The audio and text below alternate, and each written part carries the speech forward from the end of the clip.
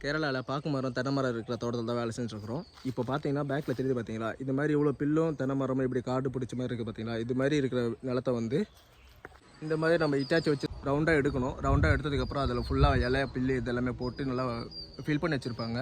நம்ம அதெல்லாமே க்ளீன் பண்ணி சின்னதாக ஒரு பில்லு கூட இல்லாமல் ஃபுல்லாக க்ளீன் பண்ணி இந்த மாதிரி நம்ம மாற்றணும். இதுதான் நம்மளுடைய வேலை. இட்டாச்சி அது இருக்குது பார்த்தீங்கன்னா, JCB 30+. இந்த வண்டி வச்சு தான் நம்ம இந்த வேலை செஞ்சுட்ருக்குறோம். மொத்தம் 3 ஏக்கர் நிலம் இருக்குது. இந்த நிலத்தில் வந்து இன்றைக்கோட 6வது நாளாக வண்டி ஓட்டிகிட்ருக்கிறேன். காலையிலேருந்து இது ஃபுல்லாக லெவல் பண்ணியாச்சு. காலையில் நம்ம அங்கே ஆரம்பித்த வேலை இப்போ மதியம் 2 மணி ஆகுது. இப்போது இது ஃபுல்லாகவே வேலை செஞ்சு முடிச்சாச்சு. இதில் வந்து பார்த்திங்கன்னா இந்த இடத்துல வந்து பாக்கு மரம் இல்லை, இந்த இடத்துல பாக்கு மரம் இல்லை. அதனால் வந்து பாக்கு மரத்துக்கு சின்னதாக குழி எடுத்தாச்சு. தென்னை மரம் வந்து மேலே தலையே இல்லை, எல்லாமே போயிடுச்சு. அதனால் வந்து இங்கே ஒரு தென்னை மரம் வைக்கிறதுக்காக குழி எடுத்து வச்சுருக்கிறோம், அடுத்து தென்னை மரம் வைக்கிறதுக்காக. இப்போ இந்த வேலை ஃபுல்லாகவே நம்ம செய்கிறது பாக்கி இருக்குது. இன்னும் இது ஃபுல்லாக செய்யணும். இது ஃபுல்லாக செய்கிறதுக்கு எப்படி பார்த்தா 2 நாள் வரும், இன்றைக்கோட முடியாது.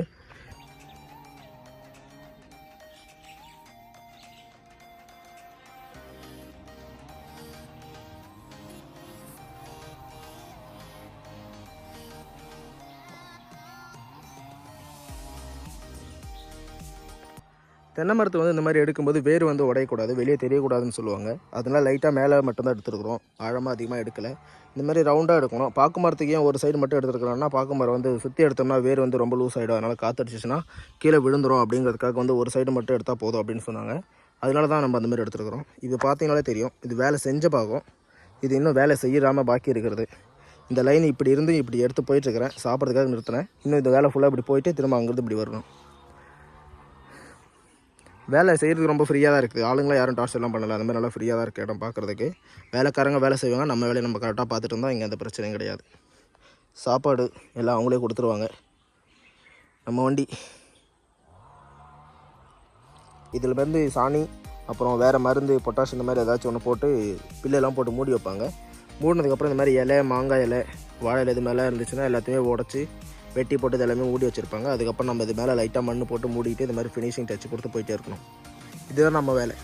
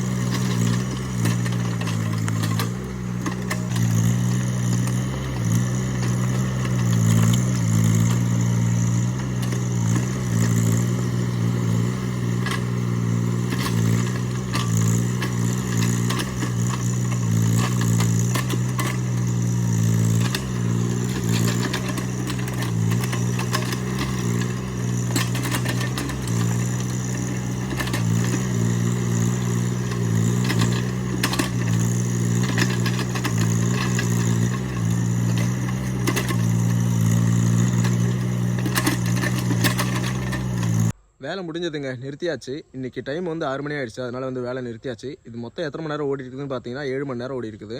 அதோட ஃபுல்லாக எவ்வளோ ஓடி இருக்குது அப்படிங்கிறத நான் உங்களுக்கு காட்டுறேன். வேலை முடிஞ்சதுங்க, அவ்வளோதான்.